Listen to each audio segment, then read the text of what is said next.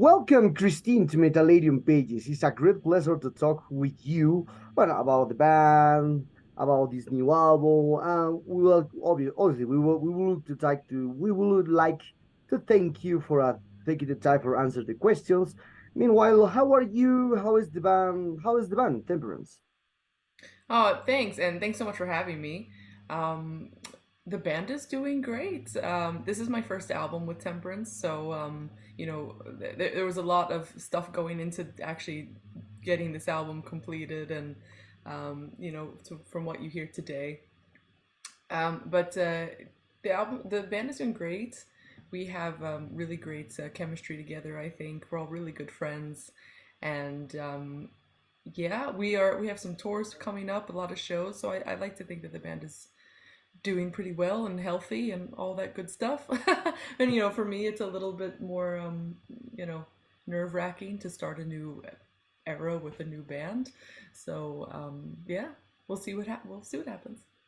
Great, great, great. This is our first interview with you, Christine. So, do you mind introducing yourself to our readers? Also, I saw that you were a guest singer in different bands or projects, but Temperance is the first metal band that you join in full time. So, what are the reasons that made you want to be a part of Temperance? Well, I want to be part of Temperance.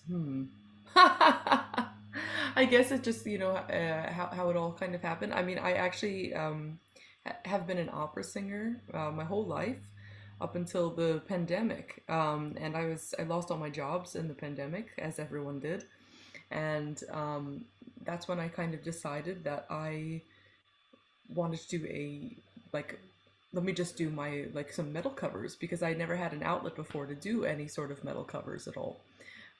So I um, just decided I'm going to do this, and I put up a cover, and I was not expecting the response it got, and so I kept doing more and more covers.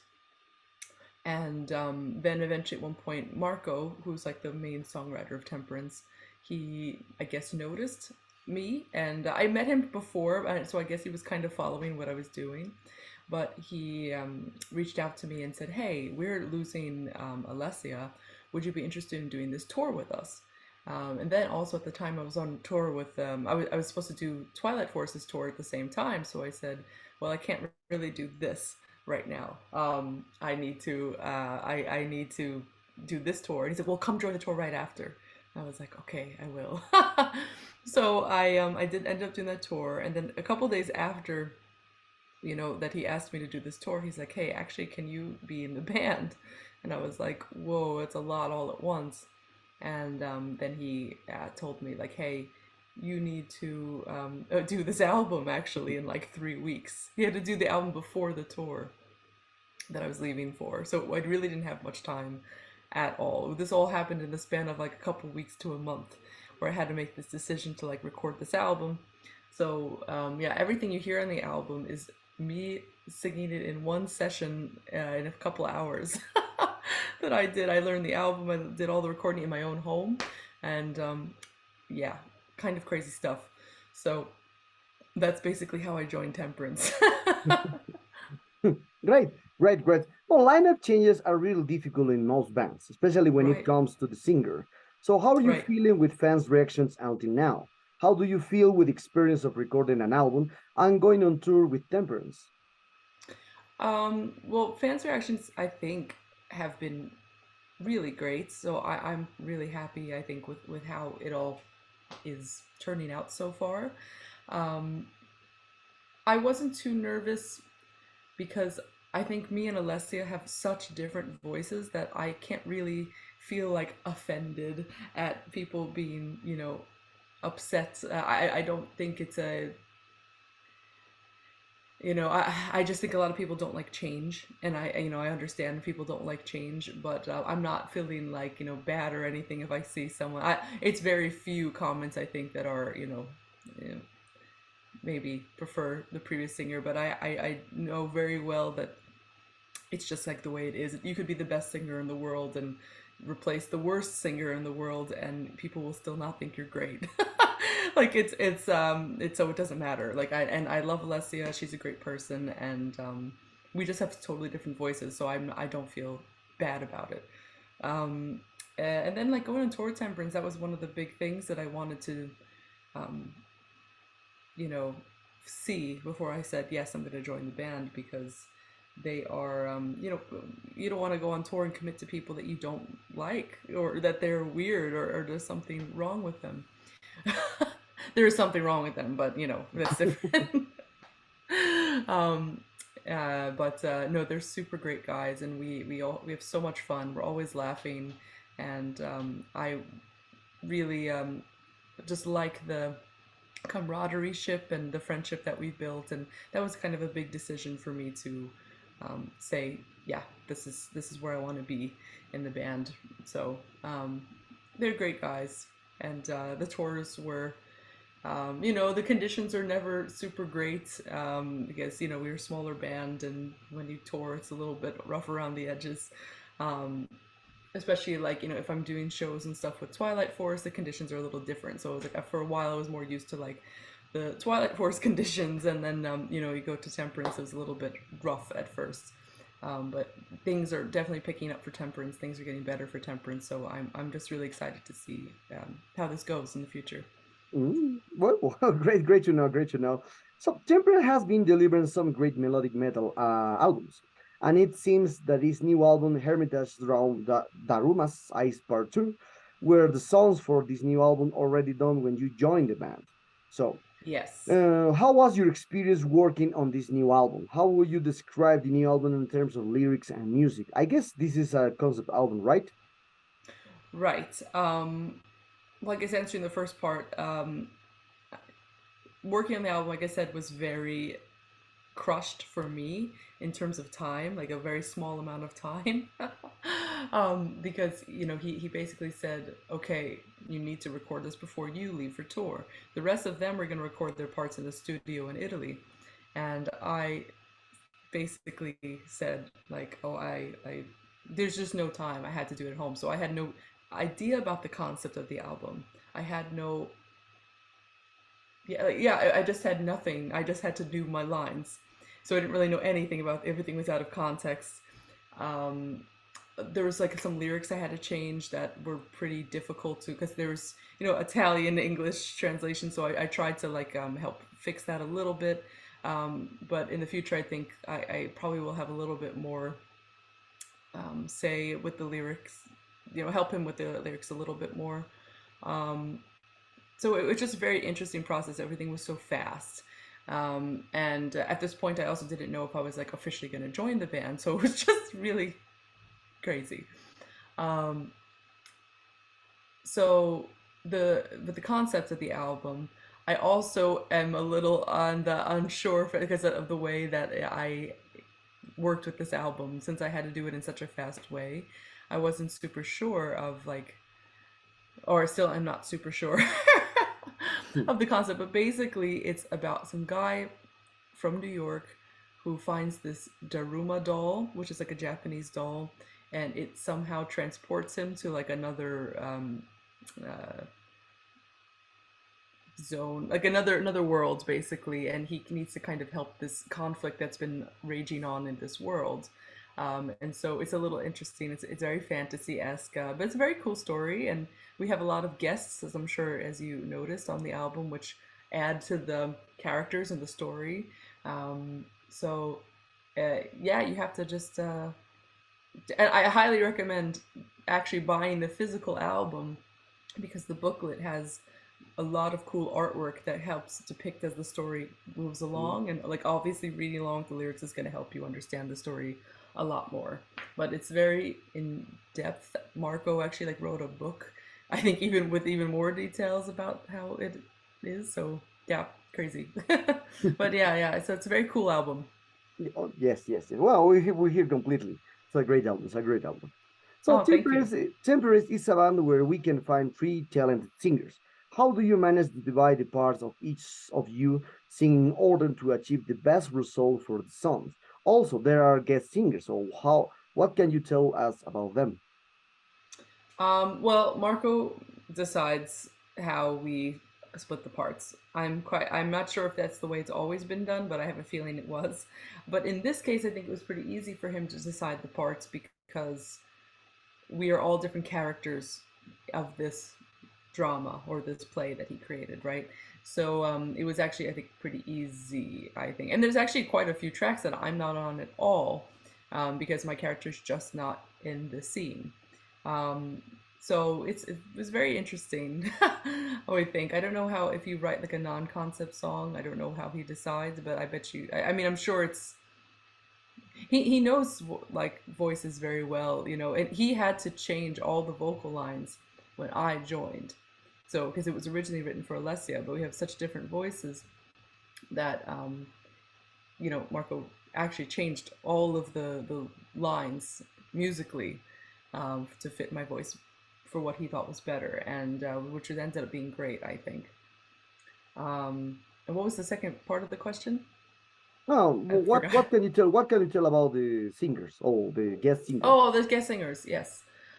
Um, well, one of the like it is we had some great singers, and I thought it was amazing that they actually agreed to doing this. Like we have Aryan from Arion, and what that was so cool that he said yes.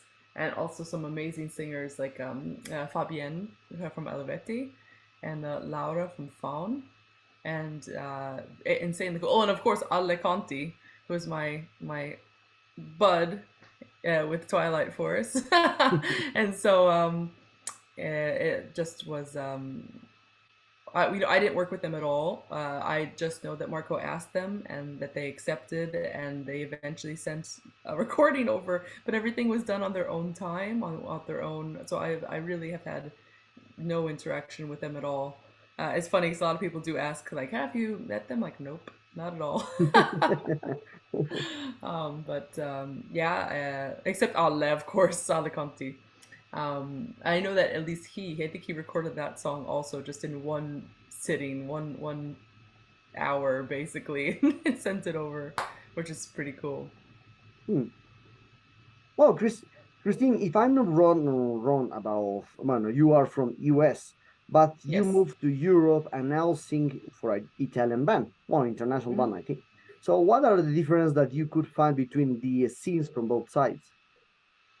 There's a lot, I will say. Yeah. So yeah, I'm from New York, and one of the funny things that I tell people is there are so many. I mean, I've been going to concerts my whole life, and they always the artists always told the audience like, you guys are the best crowd we've ever had, blah blah blah. And we're just like, okay, they obviously say that at every show, right? Like they have to. But now I'm realizing I actually think that was true because the vibe in Europe is so different. New York is very like, I don't want to say violent, but like super energetic. There's always mosh pits. There are crowd surfing. There's a lot of like high energy and big, huge, like a lot of head banging. And it's very, very different. In Europe, they're a little bit more like subdued, a little bit more like just sitting there enjoying it. Absolutely no moshing, absolutely no crowd surfing. And so when my first few shows in Europe, I was like, do people want to be here? I was like, do people want to see us? Or because our first shows with Temperance, we were open for Taria, so that made sense, right? Like we're the openers, no one knows who we are. But then when we started doing some headline shows where people are coming for us, it was kind of the same reaction. It was just like, okay, do people like us? Because I was just so used to the New York crowds. And so there was a really huge difference, I thought, in the way that the audience just like interacts with the bands and how you make them feel welcome. It's not that the people in Europe don't make us feel welcome. It's just I was so used to the opposite, and so I do understand when bands come to New York and say, "You guys were the best crowd ever," and just like the closest I'll have to say was Spain. Spain. I played with Twilight Force in Spain at big Leyendas del Rock, and that was a very very energetic crowd. It's still not the same like New York, but like it was still it was way more just it was a very similar vibe, I think. Mm. Yeah, I've never played Latin America, but I also have seen a lot of videos. I think it's probably similar to the New York vibe. Okay. Well, also, you are a We'll see. professional opera singer. What are the difference that you could find between working as an opera singer or as a metal singer? Oh my God, it feels like two different careers almost. It's very there's so many. Um, I mean, first of all, the singing techniques are completely different. There's a big I'm thinking all the time about just different techniques in general. And obviously, there's a different way that people interact with you and how bosses and directors and coaches interact with you. It's definitely a little bit, it's definitely more uptight, I guess is a good word in opera than it is in metal. I actually give an entire I've done like sometimes I do some guest lecturing at a university in Sweden, and this was one of the topics I actually cover for a whole thing, like a whole class, because there's so much, and I talk about like I guess like the marketing of opera and how very different it is from metal and stuff like that. So there's so much to go into, but yes, it's just incredibly different. Um, like I said, it's obviously so much more goes into doing an opera. You need directors. You need like you need to work on direction and the acting portion and memorizing and learning. I mean, you have absolutely no amplification. There's no. It's just your voice and the theater and go. So with metal, it's everyone's very happy. If you mess up, no one cares. It's very different. But I have to say that I think my opera training has informed my metal training so much because I feel like I'm trying to at least hit that perfection that I need to have with opera when I do it within metal. And it helps me just, if I mess up, I realize people do not care or do not notice. They just don't. Mostly they don't notice because to me a mistake might not even sound like a mistake, but I know it's a mistake if that makes sense. But I'm trying to like keep that sense of I need to be as perfect as possible, even though it's things are being hidden by microphones and reverb and the stage sound and everything is smoke and mirrors a little bit more with metal than it is with opera, which is just so exposed and it's very intimidating. And if you have a bad show, maybe you won't get hired again. And it's like, the stress level is very different. The industries are completely different. So Mm. that's yeah, Well, yeah, it is very yeah, different. So, very. I, I have seen that you have a YouTube channel with some cool covers. I really love Wolf and Raven, for example. So, Thank you. and also you teach. So Hmm. you are involved in different projects. So at some point, so does this affect the inspiration when you have to record your voice for a new song, for example? Um, I guess what's the YouTube channel has taught me so much. It really has taught me like how to record on my own. It taught me so much about video edit. I had never touched a video editor in my entire life until I started doing this. Um, but I think the more that I cover, the more I pick up on other people's nuances in the voice and like add it to like my repertoire of my vocal styles, if that makes sense. Because I'm trying to match or like with my covers, I always try to make it as true to life as possible, and or true to the original as possible. And so I'm always kind of picking up new, nuances that what they're doing. And But I mean, I approach every project as myself, but also with an open mind. I do utilize a lot of different vocal techniques, like just almost everything. So I know that when people want something that they're going to ask for, that I know that I can most likely give them that. So I have to be really open. What's the style of this song? What's the the feel? What's the But I mean, all the covers I do, I feel like really help and showcase what I'm doing in different ways. Mm. So yeah, it's interesting. Technology gives a lot of advantage, but not everything is good. So nowadays everything is fast, and people don't dedicate Right, too much to listen to complete albums and analyze the lyrics. With the digital platforms right. are becoming important to promote your music. But at the same time, they are criticized because they don't pay much for the artist. So how are you Mm. dealing with all of this? How are your experience? How are your experience been? Because I have seen that you have a YouTube channel and even Patreon. Are these Mm. good ways for musicians to get in an income? Yes, I on my Patreon is what's keeping me like to doing my the YouTube stuff, because YouTube I don't make any money on. There we there's copyright issues with everything that you put out when you do covers. So you kind of have to be really big for you to get like sponsorships and I don't know how the big guys super do it. Um, so like it's can you rephrase the question? I'm trying to think.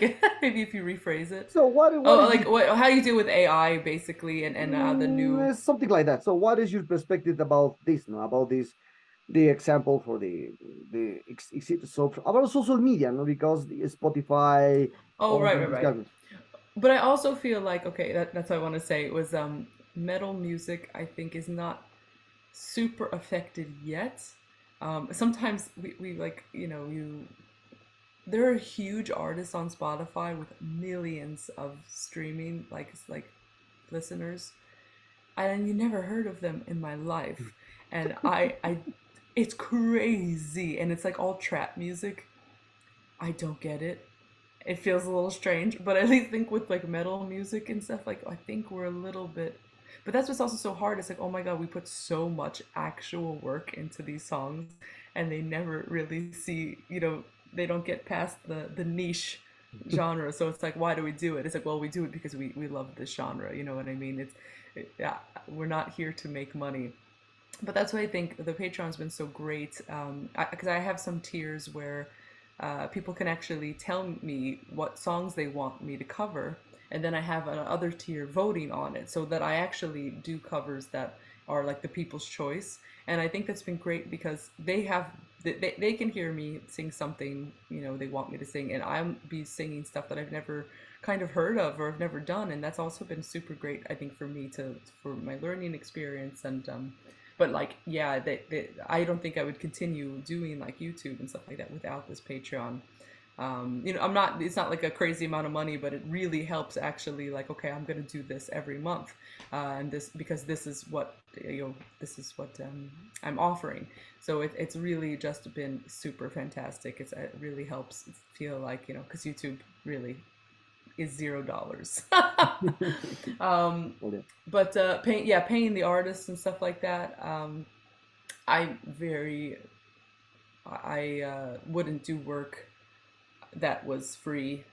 You have to be confident, I think, with yourself. And I know a lot of younger artists and stuff, they'll kind of take any opportunity that comes their way thinking it's going to be a great opportunity, but it's not a great opportunity. It's just somebody who was exploiting you.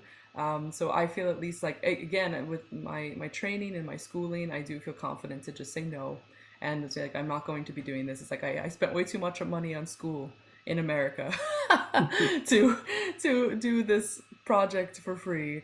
But I think you have to have a certain level of confidence. Because some people think, well, I'll never get an offer again, therefore I'm going to do it because then people will find me hireable. But that's just not true. You just sometimes have to put your foot down and stand up for yourself. And even if it's not a lot of money, I think just but honestly, I haven't had this issue too much. I think a lot of people really do want to pay you for your time. They do know that you're putting a lot of work into it, because it's not just recording and sending. You record, you edit, you do some things with it. You want to make sure. For me, it's like, I'm not going to send anything off that I'm not proud of, So there's a lot of time that goes into it. I mean, it's a full day, multi-day work, because usually then there's revisions There's a lot. So I just say to any young artist, or don't put up Hmm. with shit. Okay, Stand up for well, yeah, yeah. yourself. Yeah, that is true. A lot of things is true. So they these days it is more common to see women in the metal bands and even all female bands in many parts of the world. For us, it is important, but we also notice that sometimes the image of woman is more emphasized or even kind of sexualized, leaving the musical aspect in the background. So, fortunately, there are countries like Japan, for example, where they get a great bands, but great balance between talent and visual aspect with bands like Love Bites, Unlucky Right. Morpheus, and Bandmate, to name a few. So, what is your perspective about this? Yeah, it's a big topic, right? Like, yes, there are a lot. It's amazing to see more women do metal. It's for sure amazing. But a lot of the times, I feel like a lot of the music is, again, not a lot. It's probably stuff that you don't really hear of, but it seems like it's just exploiting the woman. You don't even see the band. It's just like, exploiting her. But it puts us all in a very weird category, and I feel sometimes that there's a lot of fans that are just there to see you at like it's a circus. And I really hate that, because I didn't spend my entire life to become a musician just to have some random dude. Just I've had this experience where it just kind of makes me a little annoyed, where if someone wants pictures with the whole band, they want pictures with the band, and then they just want a picture with me. I do not like that. That is just, we're all the three lead singers in Temperance. And sometimes they just want, and I just like, it just rubs me the wrong way. Also, things that rub me the wrong way, and maybe people don't agree with this, but there's a lot of female only, like, festivals, like women fronted festivals, and it's like best of intentions, but it doesn't feel good. It feels like, oh, do we can't play the festivals with the big boys. We need our own festivals. But then again, it just feels like it's a circus. Like, these people are paying for tickets just to see the women on stage. And that, yes, there are of course plenty of people that just like that genre of music. They just want to see, like, they like that. Of course that exists. But you can't deny there are of course people there that are gawking and they just want to see that instead. And and I just feel like I don't want a female fronted festival. I want to play a normal festival with normal bands of all genders and all. You know what I mean? I don't want a special medal. I don't want special notoriety. I just want to be at the same. I don't want to, I want to be at the same or better level than all these other bands that are mostly male oriented. You know what I mean? So it's actually one of my big pet peeves. Is these I don't know, I just shake my head, because there's so many people like this. It's the big difference between the actual fan and then the gawker, as they say. Oh yeah. So we are close to this interview. And so, what is the biggest advice that you can give to young musicians or vocalists that want to start a career as a professional musician? Biggest advice, I would say, especially to vocalists, get lessons. And don't just listen to YouTube tutorials on how to sing. You absolutely need someone to, like, when I teach, like we mentioned before, but I don't want to do any sort of online course where we don't have a one-on-one, because I don't believe in them. I strongly feel like you need someone to help you integrate the techniques that you're learning, because a lot of people with voice, it's so, you know you can't like go in there and try to fix something. It's like it's all mental, right? So in order to know that you're actually applying these techniques correctly, I strongly recommend get a teacher, and you need to study for years. I also strongly recommend, the way I teach is I teach opera first, um, even if you want to sing metal, because I strongly believe that opera technique is the healthiest, and you're going to have the most longevity, the most health. Because think about it, opera technique has been around for hundreds of years, and metal techniques have been around, and belting and stuff, like belting a little bit different, but singing metal has not been around for long at all. So I strongly believe that, you know, the best foundation is going to be an operatic one. So I just recommend to vocalists to, like, you know, don't have a closed mind, have an open mind with this, to try to really expand your repertoire and stuff like that, so that, you know, you have the healthiest outcome for your potential singing career. So I really think that having longevity, being able to sustain your voice for long tours in shitty conditions, it's all due to my training, all due to, like, you know, studying. So, and I know that's not for it is also not for everyone, and not everyone has that path, but for me it felt the safest, and I feel very safe and comfortable on stage. I'm not nervous about vocal health when I'm on stage. So yeah, that's my best advice, I'd say. You have to be a strong product, Okay, because okay, you are a well, product. well, Christine, the sad times arrive at this interview. Thanks a lot for your time and congratulations for the new album. It's a great one. Anything you want to Thank you. say to your fans in Latin America? Obviously, what are your plans for touring? And there are changes to see in this part of the world someday. Hmm. Well, first of all, I just say thank you so much for all the overwhelming support. It's really been crazy, and it's been, you know, just thank you so much for, you know, kindly, you know, seeing me in the Temperance family and having this new era of Temperance. We would love to get to Latin America one day. Um, you know, it's of course expensive for bands to come over there, but we really hope that it's happens soon. I would imagine Twilight Force would go there sooner, but I don't know. You know, there's always talks and stuff like that, so potentially we will see.